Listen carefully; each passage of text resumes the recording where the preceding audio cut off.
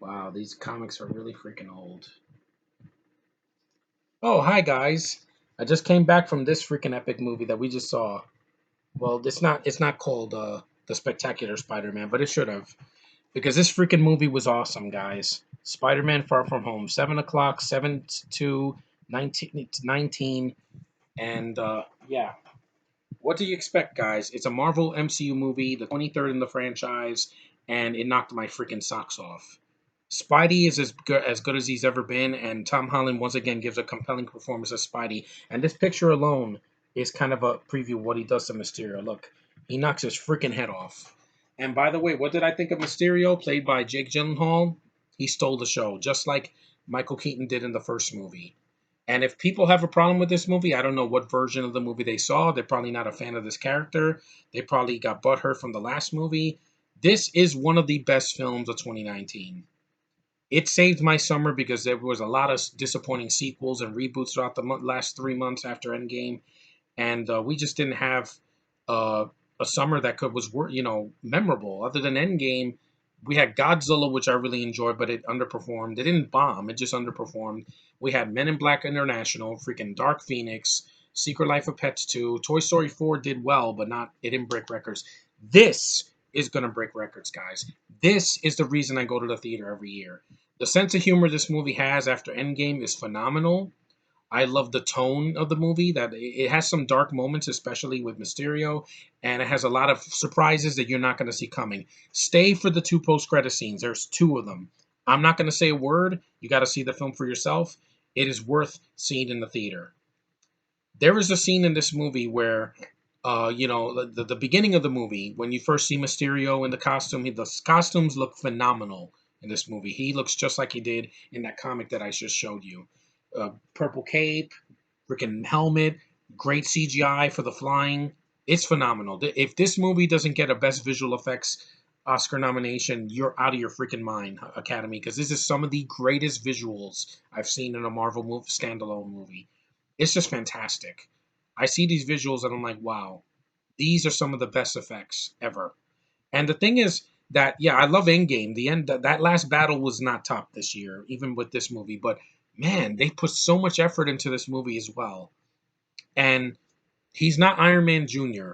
Like people said in the first one. No, this is Tom Holland's movie. He's Spider-Man full time here. He has three different suits. You saw in the trailer. You saw the black suit that's like a camouflage. He has the Iron Spider suit from Infinity War and Endgame, and he has another suit at the end, which is classic Spider-Man, right there. Yeah, the movie just it gave me exactly what I wanted for a summer blockbuster.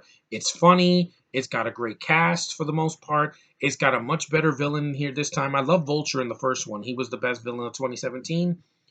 Uh, Jake Gyllenhaal's performance was definitely more compelling when it came to his emotion.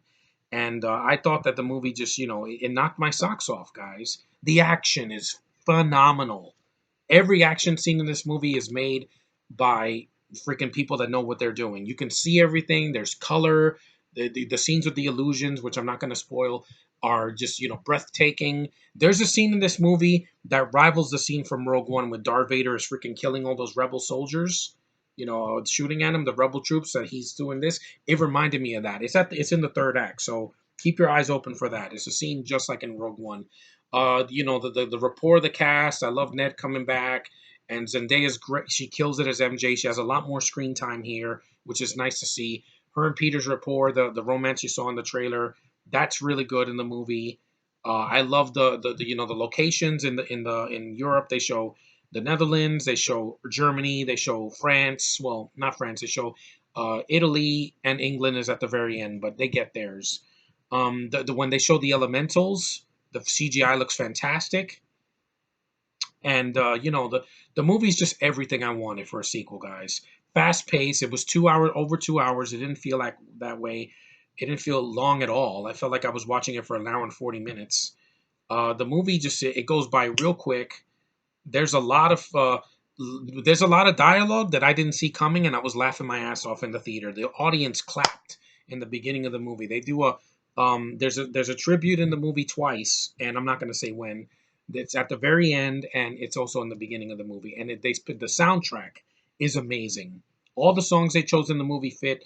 very well. There's a lot of nods to the Avengers, which of course, because this is post Endgame, and the movie just it's everything you want in a sequel that's done well. So take this, Stark Phoenix. You didn't do it well. You edit the shit out of the movie. You make it under 2 hours long. You made it an underwhelming finale to a franchise that I've been seeing since I was 15 years old, and you had a lead that can't emote for shit. Tom Holland, there's a scene in this movie where he's talking to Happy. I almost cried in the theater because I'm like, this kid is so emotional. He's so vulnerable. He gives a lot of humanity to Peter, and it just does things to me since the first one. And he really is great. I know he's a Brit, but he delivers. And every time he's on screen, I'm like, yeah, this is a reason he was chosen and not Andrew Garfield. And just the fact that you know, on his own, this time without Robert Downey Jr., but they do mention Robert Downey Jr. a lot in this movie. Tony Stark, they mention him a lot. There's gadgets that he has for Peter. There's a lot of quotes. They show, well, I'm not going to say anything, but they do show something of his when Mysterio's like messing with Peter. There's the illusion scenes in this movie you're not going to see coming. This is just trippy as Inception and Doctor Strange combined. And there's a scene where Peter, gets. I'll just say this. I'll give you a hint. He gets hit with a certain vehicle, and it reminded me of Shazam and basically a Looney Tunes cartoon, or Final Destination. If you've seen those movies.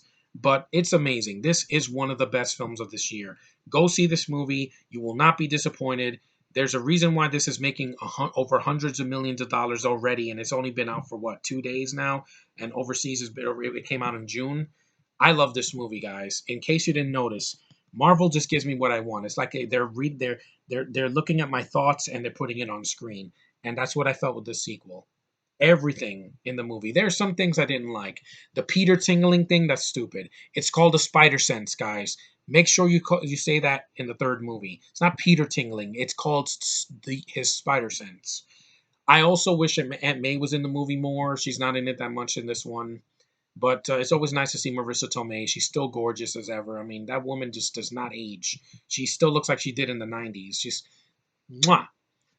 John Favreau, he's good in the film. He has a lot of humor to the film too.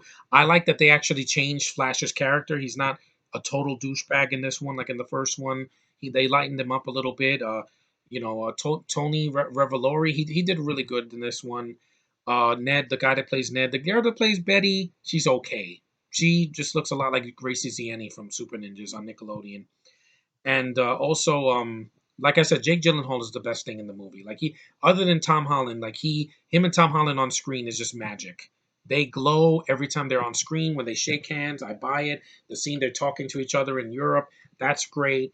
When him and Peter have their encounter at the end is badass. And the post credit scene, you're gonna love it, people. If you're a fan of this character, like I've been since I was a kid, you're gonna love that post credit scene. It's a 1-2 punch that you don't see coming. I like Samuel Jackson coming back. He's always great to see. Kobe Smulders was good to see in the movie. I like seeing I like there's a post credit scene with characters from Captain Marvel that you will see again here. I like the references to the other characters. They mentioned Captain Marvel, Iron Man, and Doctor Strange and Thor. And I like it. And if you saw this in the trailer, you know what it means. The scene where they mention the multiverse, which there's other multiverses because Miles Morales lives in one into the Spider Verse. He's not in the movie. He was cut from the movie. So if you're expecting Miles to be in the movie, I was wrong. He's not in the film because he was cut at the last minute because the film has enough for characters in it. It was cut, but it doesn't feel like half a movie like Dark Phoenix, and it's not edited to shit like some of the DCU movies in the beginning when they started. Here, this is amazing, man. This is a great sequel. This is something that you need to see in the theater. Packed house, lots of energy, lots of applause. Go in knowing that this is a sequel to Homecoming. It is. It's Spidey's movie. He doesn't hold back. The movie has a lot of heart, lots of humorous moments. It's very funny. The film looks great. When I saw the film, it started off it was a little fuzzy because of the picture quality in the theater, but after like 15 minutes, it started to clear up, and I got to see everything. The beautiful colors. This movie's not muted. It has beautiful, pretty colors. And as I'll tell you right now, the vision scenes, the illusions, are gonna freaking get you. Like you're not gonna know what's real and what's. an illusion, and it's just fantastic. Like, this is why I go to the theater, guys. This is why I love Marvel so much, because they give me what I want. They have given me what I wanted ever since Iron Man in 2008. And DC, you got a lot of catching up to do. I loved Shazam. It's one of my favorite of the year. I want more of that.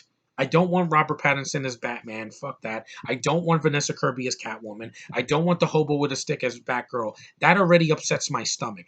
What Tom Holland was picked here, I didn't know. But guess what? When he came into Civil War, we knew that they picked the right guy to replace Garfield easily. He's young, he's fresh face, he's a cute looking kid, and he delivers, and he has a lot of humanity. And that's what I wanted in a Spider-Man movie. Especially, this is the best sequel after the Spider-Man 2. Easily. Like, you cannot compare this. I mean, this and Spider-Man 2 are almost in the same boat. The only difference is that movie, Peter loses his powers. Here, he doesn't. There is a scene at the end, though, that is similar to Spider-Man 2, but I'll tell that in the spoiler podcast with my friends. But see this movie, guys. You won't regret it. My friends in the Nerd Pack, give this video a thumbs up. Leave me your comments on how you felt if you saw the movie already. I love this film. It's everything I wished for. And with a summer full of mediocre, disappointing sequels and reboots and remakes, this one steals the cake. So, Lion King, you're in trouble. You're going to make money, but you're not going to be as fun as this. Because this is something I haven't seen before. And it's a sequel that delivers in every single way. It's fun. It's bright and colorful. It's got a lot of unpredictable moments. It's got twists you don't see coming. It has a post-credit scene that's one of the best I've ever seen. Period. And I've seen all of them. Except for Endgame, there isn't one. But yeah, see Spider-Man Far From Home. It's worth your time.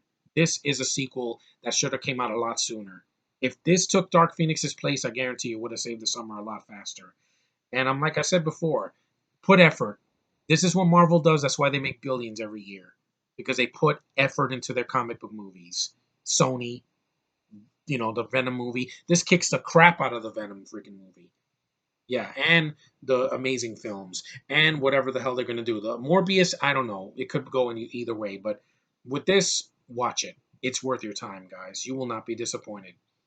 And if you didn't like the first one, then see this. If you do see this one and you're disappointed, I don't know what to tell you. But with my fellow fans, this was a dream come true. This was a summer movie that has some freaking balls, and it delivered. It did not disappoint. 93% indeed.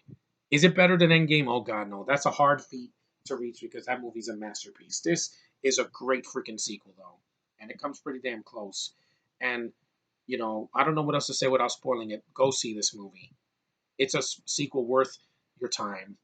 For the 2 hours it's on, it delivers and it entertains. That's what I wanted, and I got it. So, thanks guys for watching. I'm tired. I'm gonna go to sleep soon. Go see this movie. Go support Tom Holland's Spider-Man because this is what it's all about, man. Marvel knows what they're doing. The Stanley doesn't have a cameo in the movie, but he is respected at the end, and that's cool. So, thank you, Stanley, for that. Thank you, John Watts, for directing this movie. The writers that brought more charm to this movie. And Spidey's just on top of the world right now, man. And I couldn't be happier. So thanks for watching. Take care. And I'll see you in the next video.